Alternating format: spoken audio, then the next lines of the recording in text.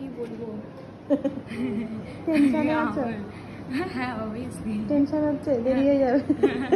দেরি না, মানে আমি তোমাকে তুমি জানো মেকআপের অ্যাকর্ডিংলি নলেজ নেই আমার, তো এইখানে বলার এই আমার জন্য একটু কোয়াইট ডিফিকাল্ট থাকে যে কি আমার লুক থাকবে। যেমন তোমার ভিডিও দেখি সবাই বলে আগে চোখটা এরকম দেবে, এইটা দেবে, বাট আমি তোমার উপরটাই, আমার উপর ছেড়ে দাও তাহলে, আমি আমার মতন করি।